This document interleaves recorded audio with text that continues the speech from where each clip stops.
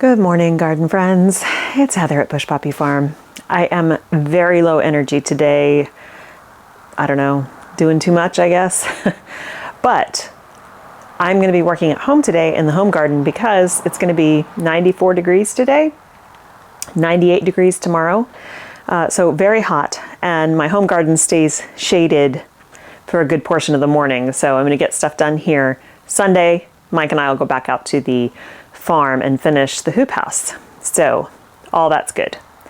But I trimmed back the climbing roses because they were going everywhere. After that rain that we got, they just went even more crazy, and you couldn't cross the path at all. You couldn't cross underneath the archway. You couldn't walk down the path. So I trimmed back and I trained, meaning I looped through all of the branches that I wanted to keep, and so it will continue to cover that arch, and it looks a lot better, way more tidy.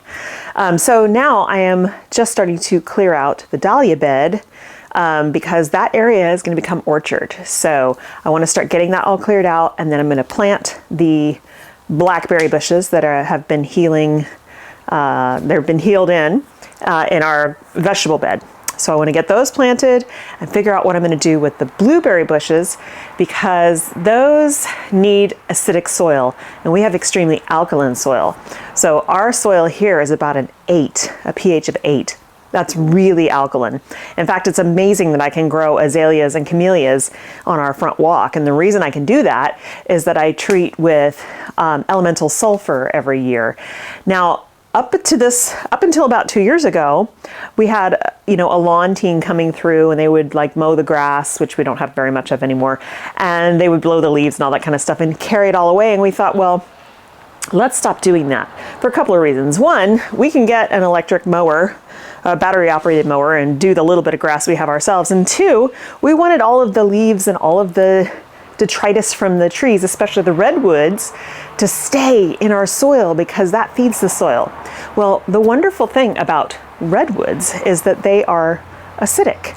So we have redwood trees right over top of the azalea and camellia beds. So we've been letting all of that stuff, all of those redwood needles fall, and then we just blow them into the azalea bed. And so far, the plants are not turning yellow like they usually do this time of year, meaning they need acidifier.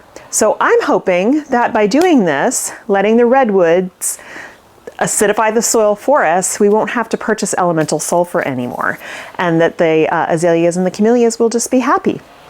The other option is to not grow acidic needing plants. So all of those were put in before we moved in, and they're beautiful, and I really do love them. So I'm going to continue to care for them. But generally, I like the idea of planting things that work with the soil that you have. Now, in the case of blueberries, they need acidic soil as well.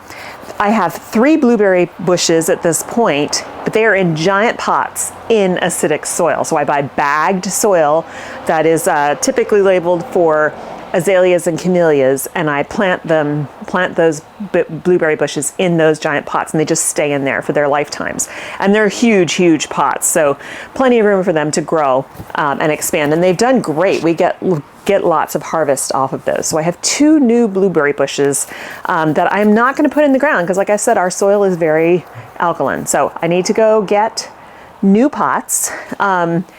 I'm trying to stay away from plastic, so this is going to be a big expense. I would like to get 2 probably terracotta pots, but they're going to be huge, so expensive. But I'm trying to avoid buying plastic. Then I can pot those up. And then the only 2 things that are still left in the bed that are healed in are the elderberry bushes. And so as soon as the other fruit trees arrive, which should be pretty soon, I'm hoping, I need to check the list when they're being shipped.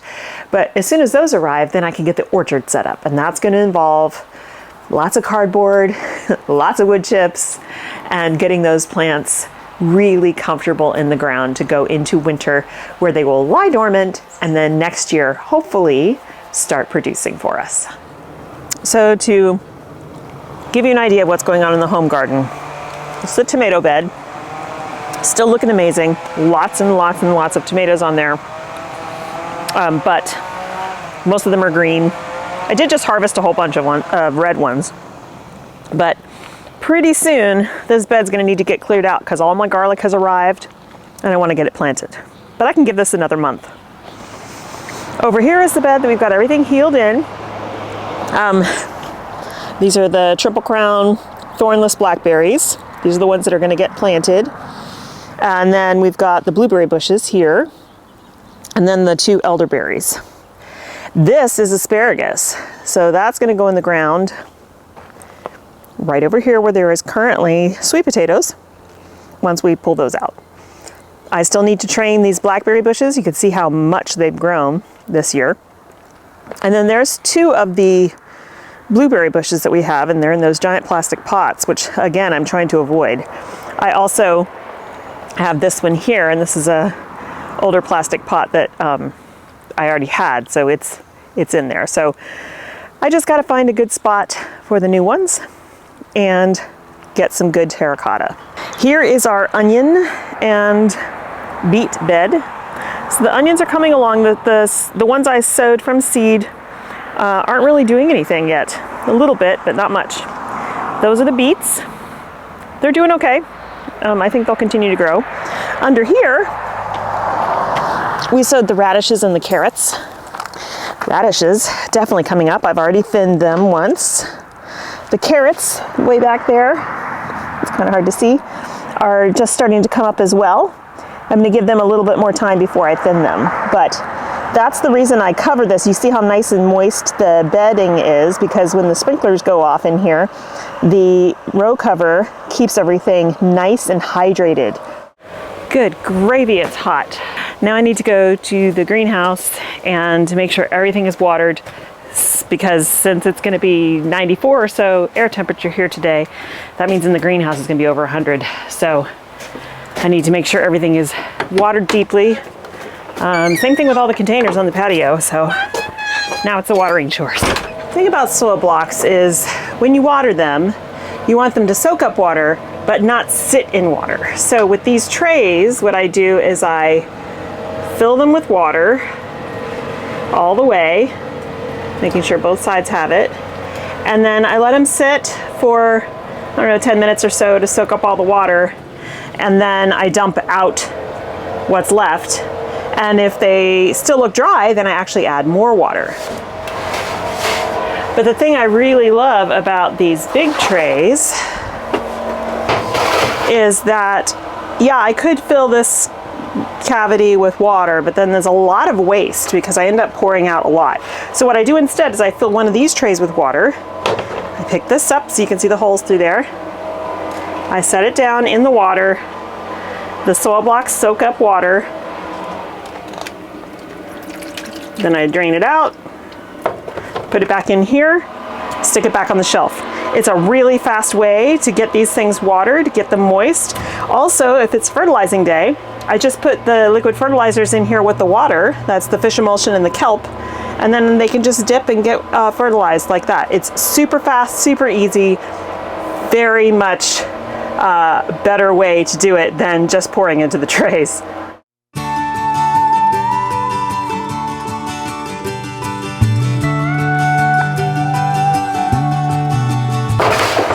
This is the Calendula and Agrostema Ammomagus tray, and you can see how big these seedlings are getting. These really need to go in the ground very soon, and look at the roots coming out the bottom.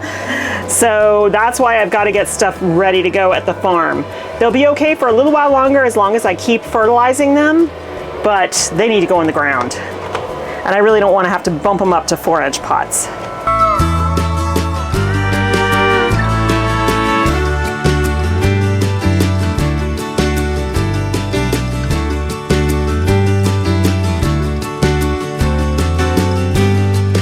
That are desperate to go in the ground. These are Canterbury bells here. This is balloon flower back here, and this is snow thimble foxglove. Snow thimble foxglove. These guys are going to go in the cottage garden. Some of them might go out to the farm as well for the perennial beds, but once this heat wave passes, I'm going to start popping them in the cottage garden. It's the next day. I was going to do a bunch of stuff yesterday afternoon to wrap up this video, but was suddenly hit with some weird, awful, like 4-hour bout of intense nausea. So yeah, that's what having chronic Lyme is like. You'll be having a just fine day, and then all of a sudden it's not a fine day, and you have no idea how long your symptoms are going to last. Thankfully, I'm feeling better this morning. Not 100%, but that's all right. I'm usually not 100%. So I'm going to harvest some more tomatoes, but mostly what I'm out here to do this morning is to harvest our sweet potatoes. They could probably go a little bit longer. I'm going to check first, but if they get too big, they will split and then they're not useful. Plus, they need to cure for about 6 weeks. And so since they need to dry for about a week, 10 days, then they need to cure for about 6 weeks to form their sugars. So if I want to use these for Thanksgiving, which I do, I need to kind of start getting them moving out of the ground. So I'm going to check on these first and see, and maybe harvest them. So this is the first patch. I planted actually a whole bunch of them here. But like I said, rodents got to them, so I don't know how many will actually have produced. So I'm just gonna stick a fork in the ground here, gently lift. They don't want to pierce any of the tubers. And I do see lots of roots, so that's good. It's also not super deep here either, so let's see what we can see. Okay, it looks like it's just this one plant, which means I'm probably not going to get very many tubers. Looks like I'll probably be buying sweet potatoes this year. These greens are edible, by the way, but I'm actually going to feed them to my compost pile because I need some green manure there. There's some, but not very many. Beautiful soil though. Look at that. Lots of worm action in there. Okay, so very small, not very many, but it's something. Now I have one more place to check where I have others planted. So I am actually going to save these and feed the, oh, well here's another plant that looks real small. I doubt there's nobody on there. So this is my second patch. We'll see. You can see there's some nasturtiums here, obviously doing just fine. But I'm not sure how much we're gonna get off of these guys. Pop this guy. This is actually gonna be the asparagus bed, so you know, if I don't get a bunch in here, which I don't think I will, that's fine, because I'm just gonna go ahead and plant those asparagus. Yeah, so what happened was, when the rodents took all of the leaf material off the top, then the plant had to put energy into growing more leaves instead of growing tubers. So next year, I will grow sweet potatoes in a way that will protect them from rodents eating all of the greens off the top first. If you can get a nice thick mat of greenery, then the plant can put effort into growing the tubers. Okay, so as I said, this is going to be my asparagus bed, which is a permanent bed. They're perennial. They come back every year. It's got nice deep soil here. This is all pretty much fresh compost since the sweet potatoes didn't do much. And these guys, I'm going to space them about 6 inches apart, maybe 8, depending on, I don't know how it goes. And then I'm just going to leave them. And we won't get much in the way of harvest this first spring, but then after that, they'll start producing more for us.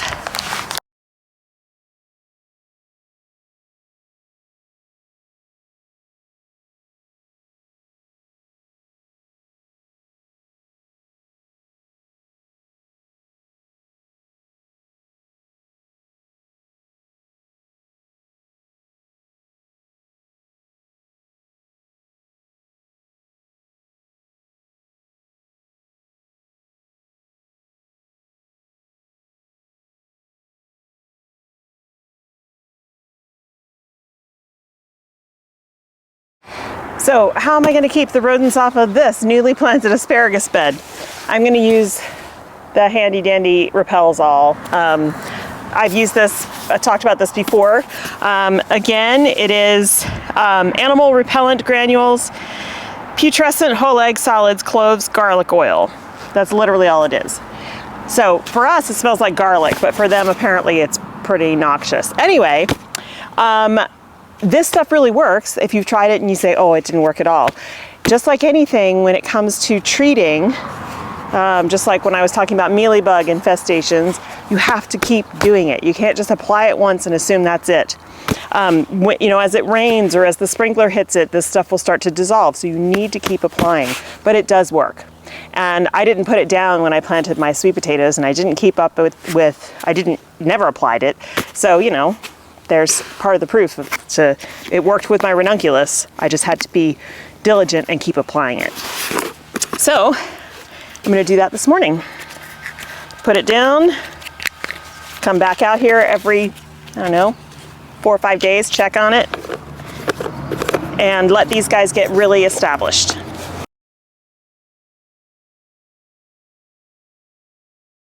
Next thing I'm going to tackle is these thornless blackberries. Now this is Triple Crown thornless blackberry.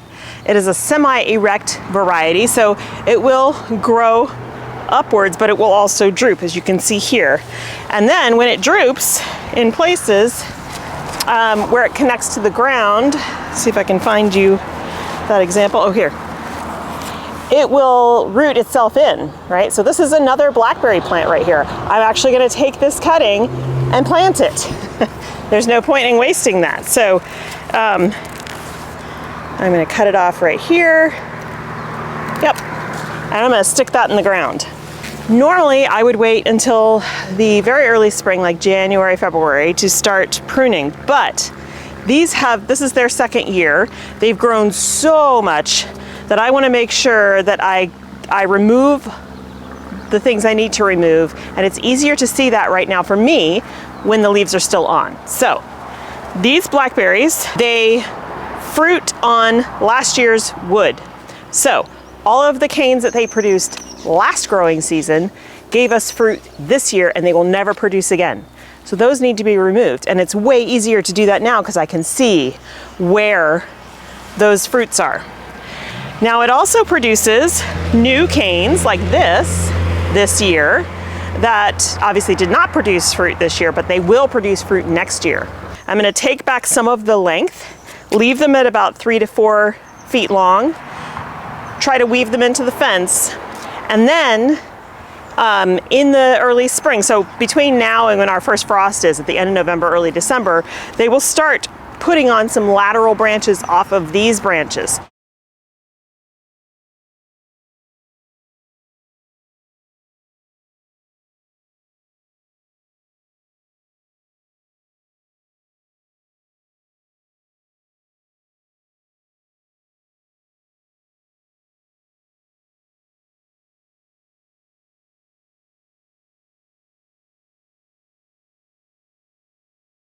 So I've taken off the canes that produced this year. These are all new canes. It is so much growth. So like I said, I'm going to cut them back to about 3 to 4 feet long and then start twining them in and out of the fence. The fence is here as a trellis. So it helps to kind of keep everything in place. If I need to, I can tie them up with some garden twine, but I don't think I'm going to need to. I think I can use the fence as a trellis.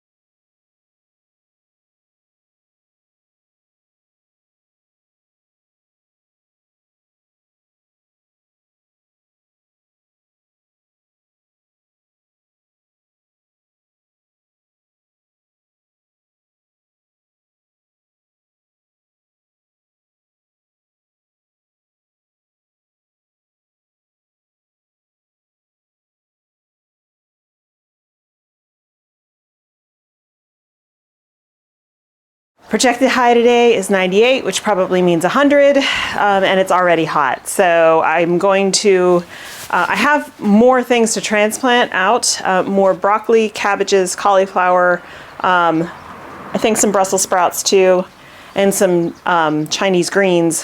But with today's temperatures reaching triple digits, it's not a good idea to transplant. Now that asparagus will actually be okay because it stays shaded there for much longer this time of year, and also they just got deeply watered. But the other beds get a lot more sun, and those new transplants would just suffer. They might survive, but it would stunt them.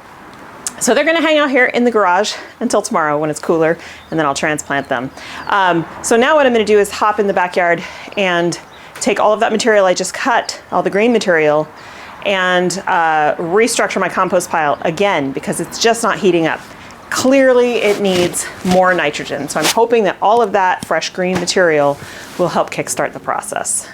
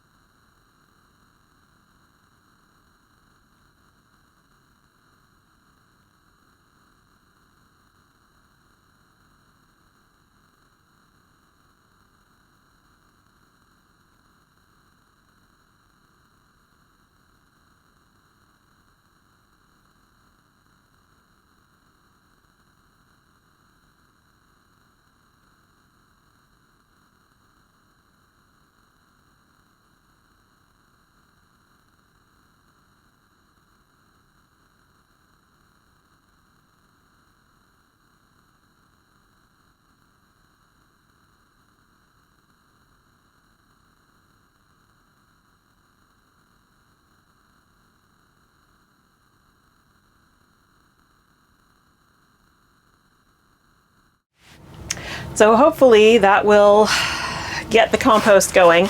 It is breaking down. It's looking nice and dark, but it's only staying in like the 85, 90 degree range, and I want it hotter. So we'll see what happens. Everything's wet, it's layered. I think we're good to go for a while. Speaking of for a while, I think I'm cutting this video off here. This afternoon, we are taking the kids and their best friends for Dylan's birthday celebration, which was earlier this week, to a place to go axe throwing, and we're all super excited about that. It's going to be really fun. So thanks so much for hanging out with me. I really appreciate it. I hope you have a wonderful time in your garden and you enjoy the beginning of fall, and I will see you in the next video. Bye.